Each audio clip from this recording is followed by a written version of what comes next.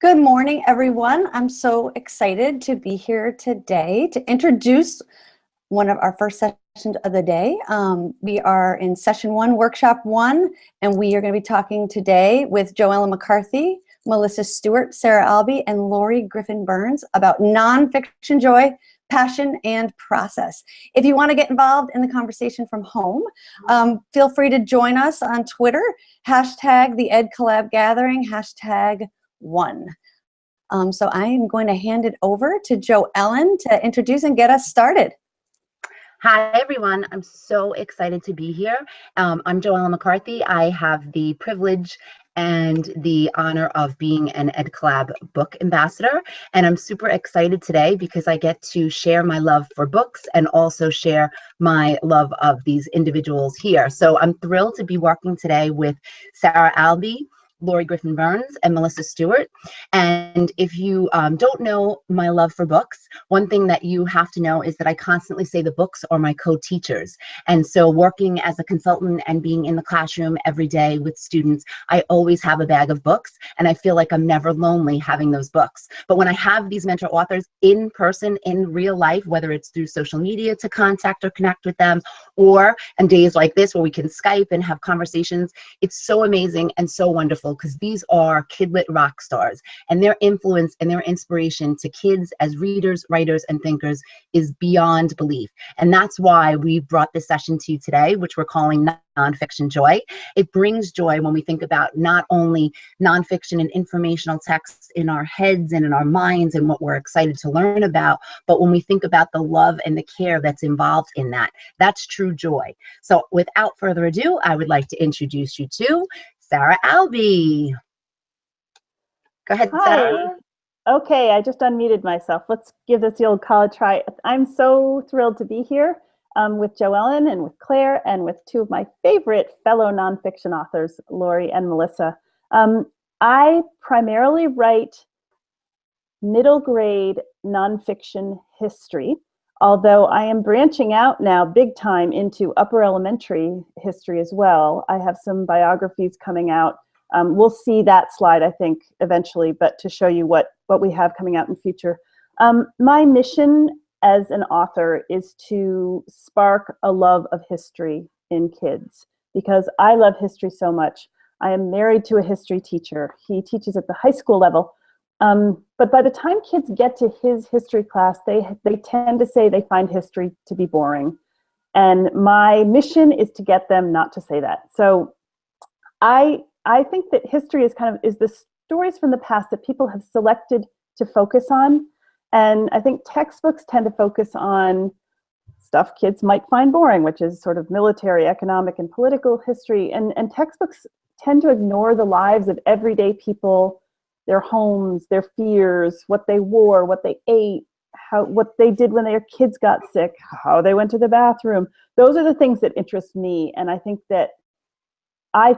kids see as relevant to their own lives. So we can talk about the books that I have written and that will be coming out, but I think I should move on to one of my colleagues and we'll finish up with that. Great. I'm just going to put up a slide so people can see some of the books that we are talking about that you guys have written, but Lori, you can start and introduce yourself as well.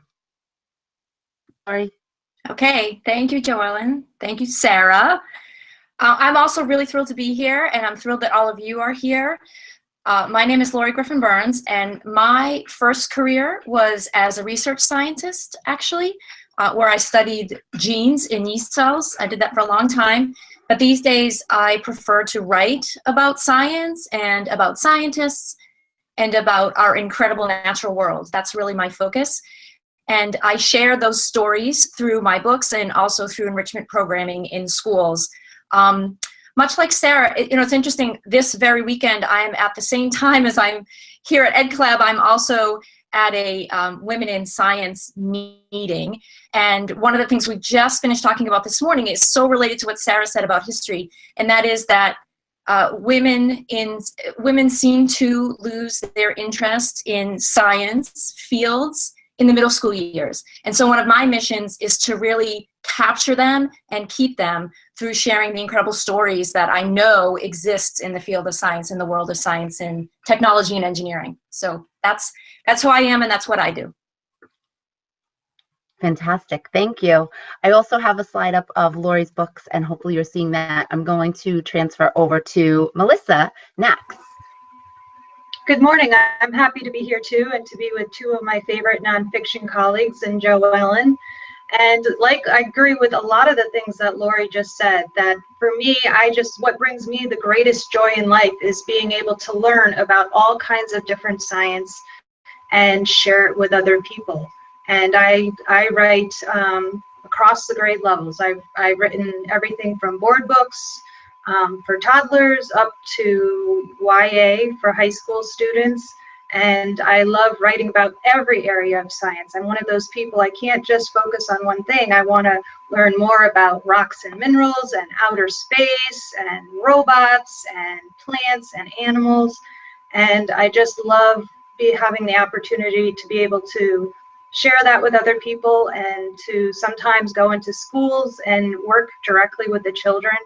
And I just feel like this is the best possible job for me, and I feel so lucky to be able to do it every day. And I'm looking forward to talking with you all this morning about everything that brings us joy in what we do every day. It's so exciting to hear you all speak about your experiences, because you are the mentors that are literally in our rooms. Having your books on the shelves, being able to reach out and to name and to notice what you've done that inspires us to learn about our world, and also to learn about writing and to learn about research. And one of the things that I love is that I read in a book somewhere how research to me is so evident in all of what you do, in your work, in your passion, and in your process. So to be able to share this with the viewers at home, and the viewers who can then take back and say to kids, you know what I learned from Sarah or Melissa or Lori, it's so important that we put a name to the faces of the authors behind the books, so that when we're talking in our classroom, we're getting kids to see that these are real, live, living, breathing people who've gone through this process, because you care. And when you care, it makes the hugest difference. So investigation starts with I learned that from my colleague Chris Lehman, and that's actually a great strategy that we can do with our kids. You know, we often talk about creating heart maps, but creating like a big I, letter I, and writing in there, or writing in your heart what it is that you care about, or what you're concerned about, or what you want to learn about. So we thought we'd throw that question out to you as we're having the conversation here. What are your students passionate about? What is it that they want to know about as well? So how about if we kick it off with Sarah, as well as people could perhaps join in on Twitter and share with us what are some of those things that your kids care deeply about and are so passionate about that really drives their research and investigations.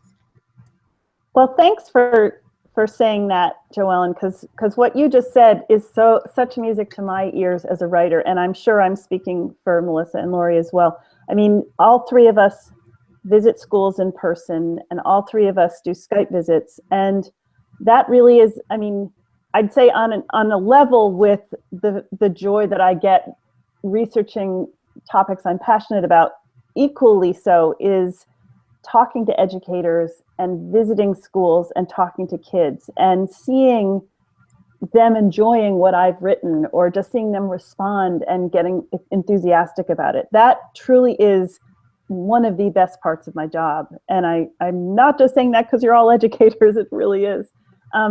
So in terms of just I think a lot of the things that bring us professional writers joy, I think could go back to the classroom and be equally so with kids. I mean, starting with being able to choose your topic, that's to me a huge part of what makes writing joyful, is if I can find a topic that I'm excited about, it just doesn't feel like work. I write about it, I research, I write it when, I write on Christmas Eve, I write on Sunday mornings, I write all the time because it actually is fun.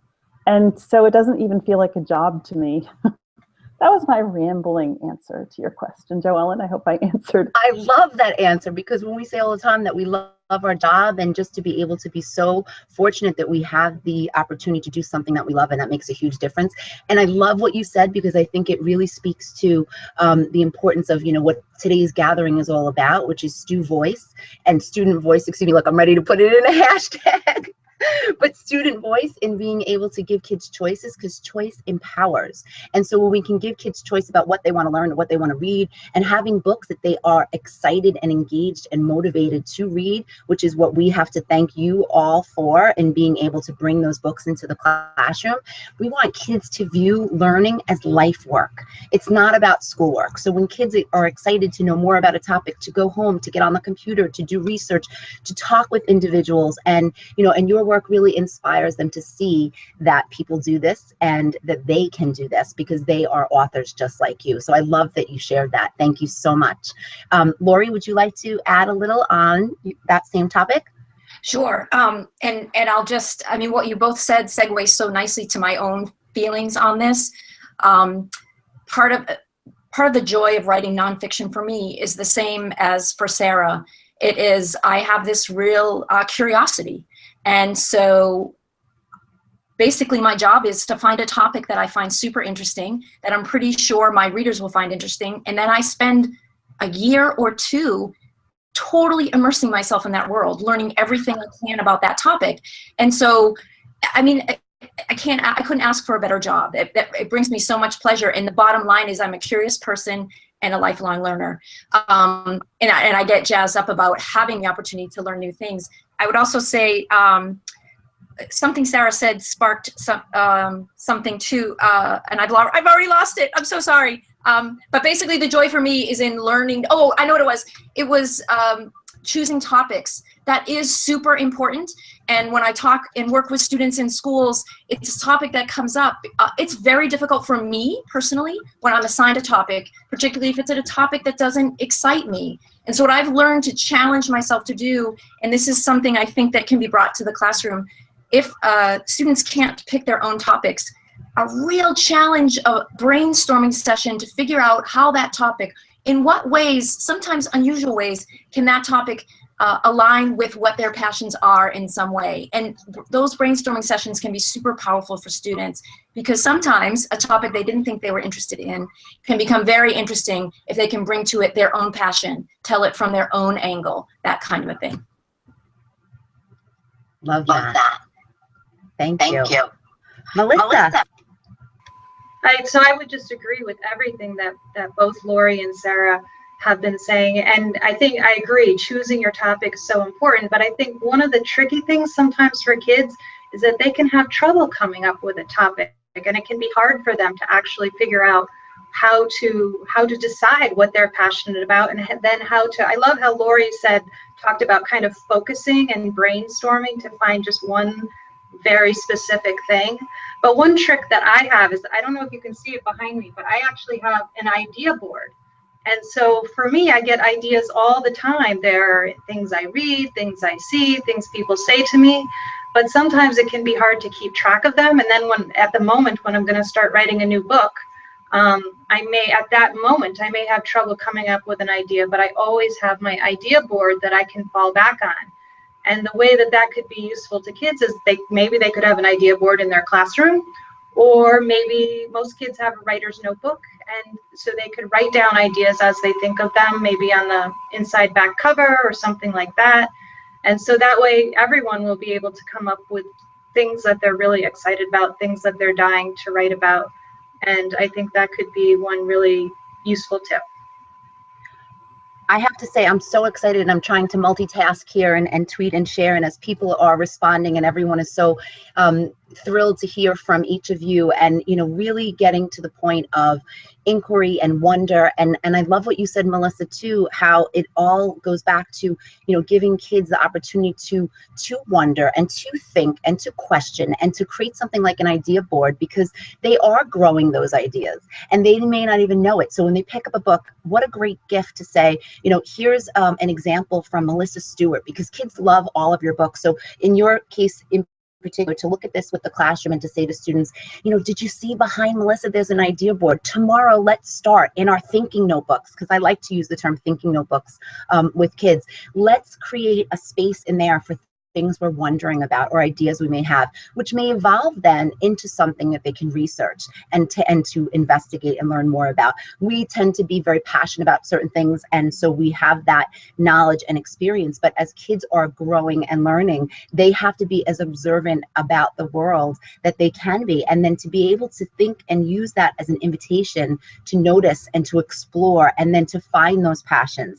And I think that having the opportunity to learn from each of you and from the many, many authors who gift us with informational texts that are so engaging and enjoyable, it's about having those opportunities and extending those possibilities for kids. So I really can't say thank you enough. I think it's just amazing, amazing. And I know that you keep pointing out little tips and ideas, and I'd like to then go in that direction for follow-up conversations. So I'm going to just put up a quick slide that has some examples, because I think this speaks to a lot of what you've already said, each of you, and I think it's exciting for everyone to get to see in action. And just if you can bear with me one moment, I apologize. Let's see if it worked. Are we seeing the slide? Because I know my tech difficulty. Are we good?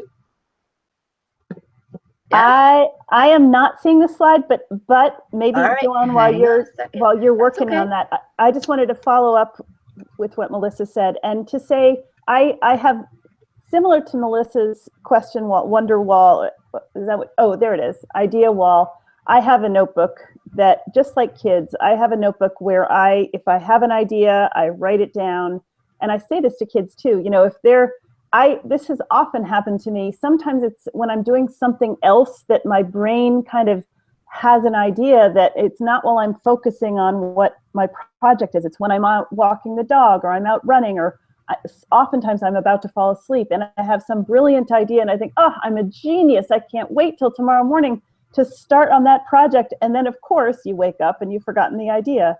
So I've learned a big part of having these ideas is learning to snag them as they're zooming by, like one of Lori's butterfly nets. I love that. I keep saying the word love and joy, because obviously that is really very truthful to what we're talking about today. And I think that also speaks to getting into the hearts and minds of kids with our enthusiasm and making that same enthusiasm be contagious for kids. So if you look at the pictures on the slides in front of you, I think it's very obvious the joy and the enthusiasm and the excitement that's going on when you look through these samples of students who are engaged in really meaningful literacy work and also life work, to research things and to be able to, get hands-on experiences out in the world. I love, there's actually a picture there from Outdoor Classroom in an experience that Lori had in Boston. And I'd like for each of you, if you have an opportunity, to talk a little bit about some of those experiences and some of your advice, because that's what's the wisdom that we can take back to our classrooms. And having the opportunity to connect with real live authors and Kidlit rock stars is what makes it so tangible and gives us the opportunity to have takeaways for our kids. So I thank you in advance for sharing. And I know we're going to start with Sarah talking a little bit about some advice, like talking to experts. So take it away, Sarah. Sure. And yeah, the talking to experts, I think, is something that when I was a kid, I didn't really think counted as research, and it's a huge part of what we as researchers do. And I think on the slide, which I'm not seeing right now, but that's okay. This just happened to me last week. I was researching for an artist's reference for a book about Martin Luther King Jr. I was researching the facade of the Dexter Avenue Baptist Church, and I noticed that there were a few older pictures where the facade was totally different, and I was thinking, was it renovated? What did it look like when MLK was preaching there? And I was doing Google Earth and going and looking all the way around the church to see if maybe I was looking at it from a different angle. Finally, I just called the church and I spoke to the church secretary who put me through to her boss, who put me through to this elderly woman who happened to be right there. She had been a parishioner of Dr. King's. And it was just the most mind-blowing thing. And I was like, and she answered all my questions. And it was just, that counts as research, is finding an old person and asking them something. Kids have these resources they don't realize they have. It could be their grandparent, it could be their friend's grandparent, but sort of redefining what is research. Of course it's books, of course it's the internet, but there's so much more to it. And I know Lori and Melissa do a lot of outside kind of research. One other thing, I have a book coming out, which I think we'll see coming up, but it's coming out in September, and it's about poison in history. And I went to, who knew, at Cornell University, there's a poison plant garden. And I was able to go there and have a tour with a professor at Cornell University who showed me all these plants growing in this garden, plants that I'd studied in books, but to see belladonna and nicotine and poison hemlock, all these amazing aconite that were growing in the ground, was just so thrilling and totally counts as research. It's just a different kind. Absolutely. I'm so excited to have this conversation back in the classroom with kids. And I think that there's so much to learn from each of you. And I learn so much from each of you and everyone that I work with. I learn so much from the kids that I work with every day. But just hearing you say, to expand, the definition of research and resources, I think that's great. So just in a moment, I'm going to just share another slide because I think it's really helpful for people to get to see some of the examples and resources and things that you've put together. And I know that Lori, as we segue to Lori, and each of the authors that are here today have many of these resources available on their websites, which is wonderful. And it's a huge opportunity, again, to connect and to share with kids. Like, for example, the slide that I should be sharing right now has some glimpses into Lori's notebook, and I'm going to let her talk about that in a moment. But I wanted to also mention that we have a Padlet where we put together many of these resources so that you can continue the conversation and also the work in spreading nonfiction joy with your students. So Lori, would you like to go ahead and? Yes, sure. Thank you. So Sarah and I have talked about these topics a lot. Of course, all of our young writers start learning about research in the library and by utilizing the internet and books and other sources like that. I think an easy way that Sarah and I have talked a lot about together to remember that the other steps in research are to get dirt, which is what Sarah was talking about, sort of talking to experts, getting the scoop from people, whether that's your grandmother to get the scoop on what things were like when she was a young person, 60 years ago, or talking to your local bat expert about bats. So that getting dirt from people. What I'm going to focus on is getting dirty. And so the first step of getting dirty is to grab a notebook, and the second step is to go outside. And by that I mean, in a very broad sense, to go somewhere and do something that will give you some insight into the topic you're writing about. So for example, if you are going to write about honeybees, you can find a ton of information online. There are so many books on honeybees in the library. You can find photographs and videos of honeybees on the internet. And you could easily find someone who keeps honeybees in their backyard. They're everywhere. And if you wanted to do this kind of research, you could go to a bee yard, which is what I did when I was writing my book, The Hive Detectives. I met beekeepers, I suited up, got to see what a hive looks like. I got to smell what a hive smells like. I got to feel what a sting feels like.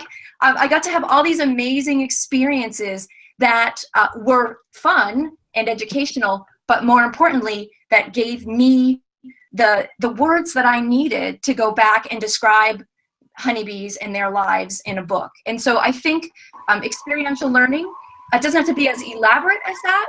It can be much more, it can be very simple, but getting outside, looking around and drawing from real life experiences, again, it's not only fun, but it's going to make your writing sharper and more interesting for readers.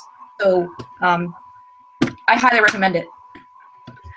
I love that you said that about get the dirt and getting dirty, because I'm going to use that immediately with the kids. I mean, first of all, we know learning is messy and we want kids to get their hands dirty, right? Literally and figuratively. So to hear that from you and to be able to see your experiences, each of you, and many of you, you have those behind the scenes pieces on your websites, and also like the author's notes and things that are in the back of your books. And we're going to show some of those as well. But I just think for kids see and hear, like even, and I know you'll talk about that in a moment, but your process, like the time, I think you mentioned before, Lori, you know, it taking a year or two to be involved in the research. And so for kids to see that, you know, and effort and to be experimental in the process and getting dirty. So I'm going to just pull up a quick slide, which I think is a great opportunity to share with your kids as well, to see in action exactly what Lori was talking about, which is getting kids to think about getting dirty. And so I love this, and I love this slide. You know, not only can we see her in action going out and doing the work and getting the dirt, but being able to see, you talked about this piece, and if you wouldn't mind just going back to this for a moment, you know, you said how we have to get kids to think about where they are being observant around the world, recording the sights, the sounds, the images. And I know you mentioned about the beehive and being able to be present there. Can you just talk a little bit about this slide for a moment, where it says boiling with bees? Oh, yes. Yes, of course. Thank you. So it's an example of the things that I collect experientially. So much of my work is my research work is, you know, library work, internet work, that sort of thing. But it's outside in the field when I'm doing stuff that I feel like that's where I find the gems. That's where my passion is, and that's where a lot of my joy in this work comes from. And so for the bee book, there's so many examples in that book, but I'll give you two quick tiny ones. Using in their language ones. So my first experience in a bee yard, the beekeeper went over to the hive, opened it up, and she said, "Oh, this hive is boiling with bees." And who's ever heard that phrase, boiling with bees? And what does that look like? Well, I'll tell you what it looks like. It's a hive that when you open it up, the bees just sort of move like liquid. They kind of font up. There's so many of them, and now there's space for them to sort of move into, and it looks like the hive is boiling over, but it's with honeybees, it's with insects. And so that phrase, boiling with bees, of course, appeared in the book. I jotted it down in my notebook that day. I knew the moment she said it that it was going to be in the book. And so just another small example of the things that we collect when we're out in the field researching. So I did put the slide up, and I don't know, I'm sorry, I apologize. I think before it wasn't able to be seen, but hopefully you're seeing it now. And that's the actual image that Lori is talking about with boiling with bees. I just love, again, going back to the process, you know, for kids to hear that you were here observing, you know, this beehive, and that this experience happened right in front of you, for you then to hear the expert or the, you know, authentic individual who works with bees to share that language and that term. And that's such a key point for our kids and our work in the classroom, that, you know, we get to steal or borrow beautiful language, right? And so, you know, I think Steal Like an Artist, think of that book, right? How we have to get kids to know and understand, if you hear a word or a phrase, jot it down, because it may become something you can use in your own writing.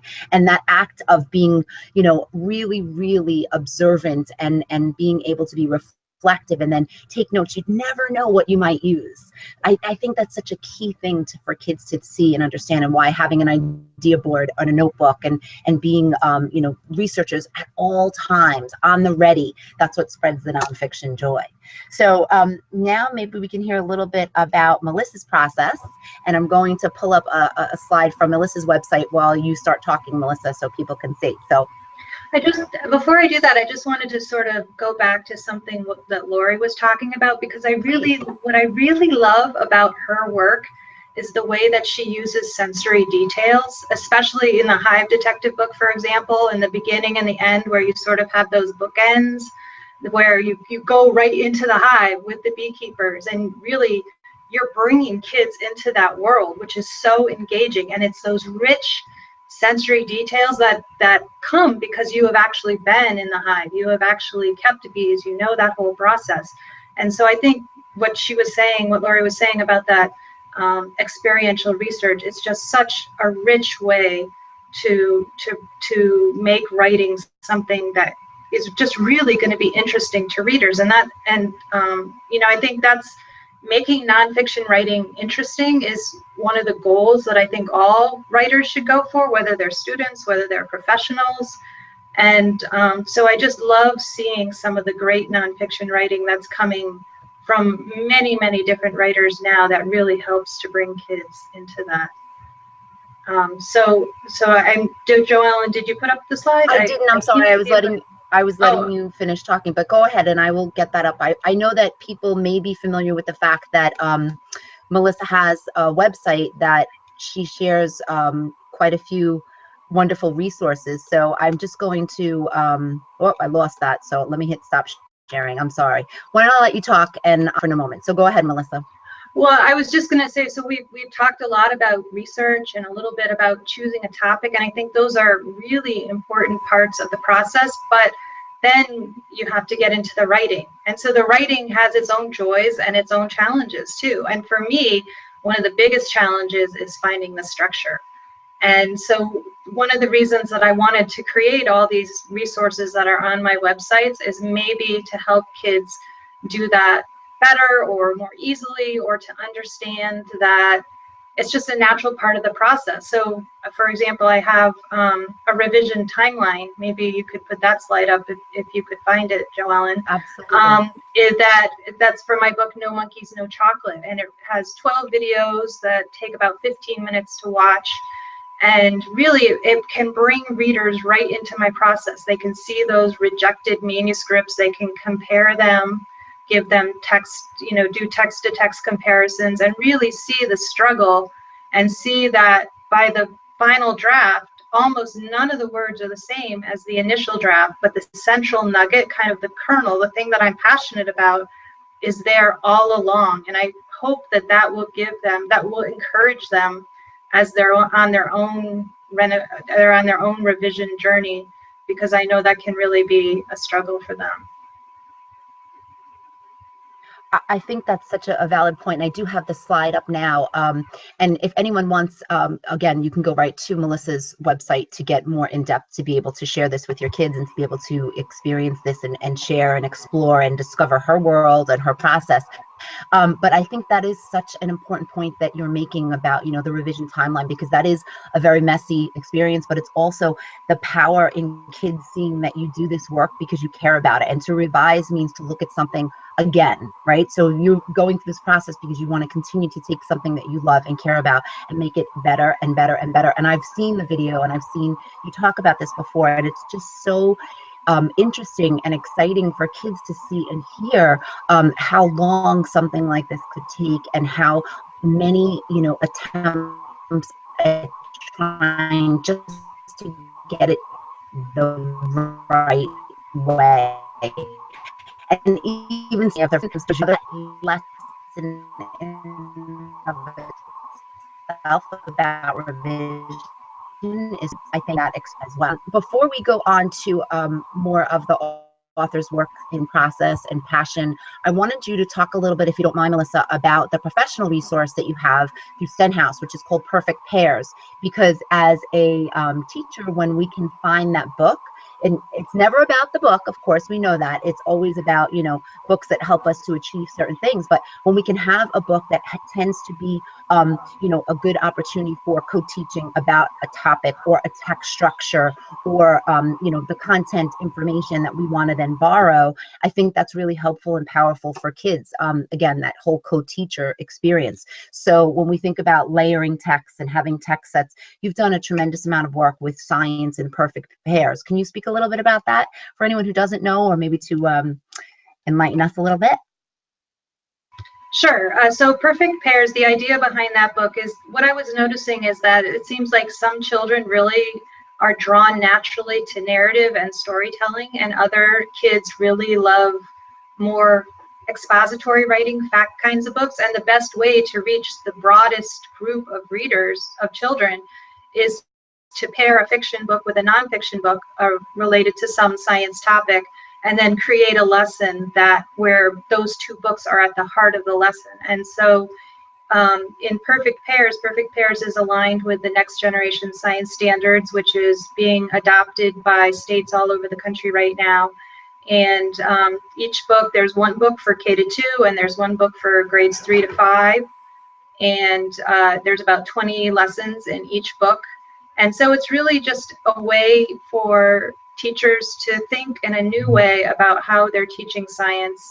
And so there's a 3-step investigative process in each lesson. So it starts out with an activity, and then they delve into the books, and then they kind of extrapolate, they pull out the critical science information, and then they do a follow-up activity. So there's a strong hands-on element to each lesson, but it's also just showing the very strong connection between literacy and doing science and being a scientist. And so that's what those books are all about. Thank you. I think, it's really exciting to hear all of you talk about the work that you do. And I know Laura Robb is a colleague and a friend, and she has cited the work of, I think it's Swinburne, talking about the octopus approach to research, right? Where, it's not just one way, it's all of these different layers and levels, whether it's talking to someone, using digital or video or print, and being able to really have access to as much information as possible, and then narrowing it down to make that decision and to think about, what point of view you'd like to share. And I think that's something that I really love about all of your books, because, and even the way that you present that information to kids, where you're often talking to readers, or you're using voice that really is very engaging. I know there's a lot of wordplay, Sarah, in your book, specifically with your new Poison book, and you do that often, where there's constant like alliteration, or just really thoughtful, intentional decisions that each of you make as writers. And I think that's the key to bringing that back into the classroom, so that kids can name and notice and say, wow, let's look at this, let's unpack this a little bit, let's think about, why did Sarah or Melissa or Lori, and of course I'm naming you because you're all here, but we can do this with any book, but noticing, why did the author decide to choose those words, or that word choice, or that language, and how does that influence us as readers? That's such a powerful tool, having in our toolbox. So maybe you can talk a little bit about that, the intentional decisions that you've made as writers in each of your books, because there's some that I tend to think that there's a little bit of a style that I find as a pattern in each of your books. So maybe if you want to start first, Sarah, and you could talk a little bit about that. Absolutely. It's funny, Melissa and I were just discussing this yesterday. As nonfiction writers, our voice does vary a little bit from project to project, and that can be determined by the age group that we're writing for. Of course, you use controlled vocabulary and slightly less complex sentences for younger kids, but it's also the intent of what we're setting out to do. I mean, for my middle grade history books, part of what I'm trying to do, of course, is entertain my reader and amuse my reader and add some humor to it, because let's face it, history is not always very thigh-slappingly funny, but at least if I can use some lively language and sort of get them excited and tell stories that are fascinating and interesting, I'm hoping that down the line, when they're in high school and they'll remember, when they're studying ancient Rome, they'll remember how the Romans went to the bathroom, or something like that. We'll just sort of make some connections. But absolutely, our voices just, you can sort of see it as, Melissa and I were talking about this, as kind of a different genre. Kids have to learn how to write for scholarly, college-based, essay type things, or sadly, for test-taking purposes. But if they think of that as a genre kind of writing, and then a different kind of writing, they really do want to think about using strong openings and vivid verbs and maybe simile and metaphor and things that sort of have a responsibility to sort of make it interesting for their reader. That's a very important kind of writing, and writing changes. I mean, there's that classic example of texting your husband, or you think you're texting your husband and oops, it went to my boss. Like you write a very different way to your husband than you write to your boss, and kids need to learn how to do that, just as we do as professionals. Thank you. Lori? I guess I would just add to that we're all individuals as writers, and this is true for professional adult writers or for students in a classroom. And I would say that while I have occasionally tried to write funny books, I will never write in Sarah Alby's voice, as much as I would love to, because she's very, very funny and really has a knack for that sort of light and razor sharp wit and just unexpected phrasing that I find very, very funny. And I wish I could write like that, but I don't. That's not my natural voice. And so I guess the only thing I would add to what Sarah is saying is that an important component of identifying which voice you're going to use for which piece of writing is also the knowledge of who you are as a person and really playing to your strengths as a writer. And that's, you know, that's a little bit of an advanced thing to work on in the classroom, but certainly it can be. And it is a fact of the writing life. We all have our styles. I bet if you took all the identifying information away from a stack of our 3 books, Melissa and Sarah and mine, I bet that someone like JoEllen could say whose was whose, because we have, even though we change project to project, I think our underlying style is detectable. It's, you know, it's there. I agree. Melissa?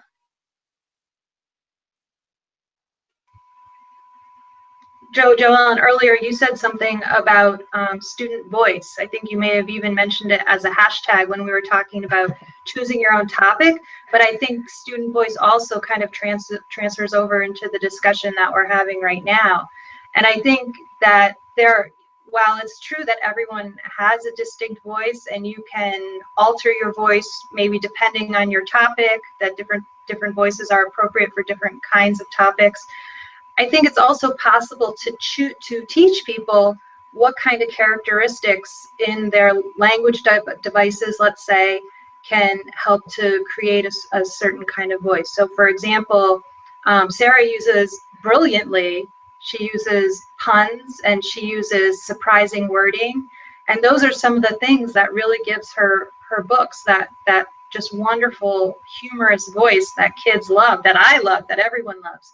And I think that if you wanted to have kind of a more quiet, lyrical sort of voice, there are different kinds of things that you could use. You could try having more alliteration, for example. You could use repetition to sort of slow it down.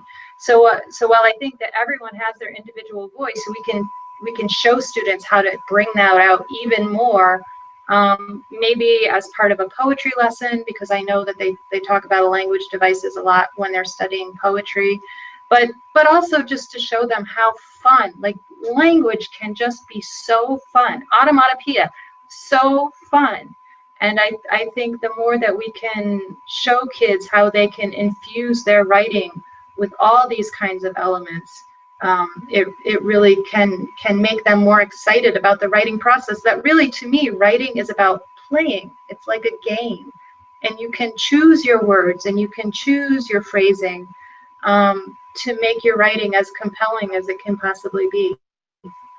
I love that. I want to like hit play and replay and just go back and forth. And I love that you said that. And I just wanted to mention that, you know, this is such a short amount of time, but time flies when you're having fun. And these conversations can continue. There is a great group of educators and Nerdy Book Club friends like Allison Beecher. Allie B started nonfiction Kidlit Frenzy from her website on Wednesdays. Michelle Knott, who's another individual friend and colleague who is constantly blogging about new nonfiction titles. And there are a group of amazing individuals throughout Twitter and our professional learning network that I will put up a slide that you can reach out and I'll tweet it out. It's also on the Padlet that we have, because we hope, I know Sarah, if you don't mind, I'm speaking for all of us, Sarah, Melissa, and Lori, we want this to be a conversation that continues. We want this joy to spread about all learning, not just nonfiction. So we're really thankful that everyone was here and able to join us today. And we hope that if you have questions or if you want to continue the conversation, you'll tweet us with the hashtag, continue to follow us at the Ed Collab. And thank you to Claire, who I know wants to jump in and wrap us up. So go ahead, Claire. Thanks, JoEllen. I don't want to jump in. I want to listen all day, but we have to give people a break between the sessions. So Twitter was lighting up. People were so excited. I think when I introduced you, right, your title was Passion and Process, but as I listened to you, it's clear that your process is driven by your passion, and people loved hearing about your process. They loved hearing, and it was so clear that it's your life's work. and how you get your ideas, and sparking love and inquiry in kids is just such a gift to all of us. So thank you to all of you for all you do as writers, but also thank you for being co-teachers. I think, Joellen, you kept bringing us back in the classroom, and I think each of you is a co-teacher for us in classrooms every day. And thank you for inspiring kids through your work and through your process all the time. So I feel so lucky that I got to be a part of it and get to hear it and get to meet all of you a little bit. So up next in session 2, I'm going to show for a minute what's coming up next for people. And hopefully you can see my slides. So in session 2, workshops coming up, you have a quick break. And you could, session 2 will be with Donalyn Miller or Travis, who'll be talking about expanding adolescence worldview with young adult literature, excuse me. You could also pop over to session 6 with Stephanie, thinking about summer reading from slide to success. Session number 7 with Heather Rocco, Christopher Brunk, Emily Mexner, and Una Abrams, talking about innovative approaches to professional development. And session 8 with Molly and Eric, Pump Up the Volume, how to write powerful poetry in the primary grades, and lots of it. So we look forward to seeing you there. And please consider during your quick break, popping over and donating now to one of today's charities. Thanks, everyone. Thank you.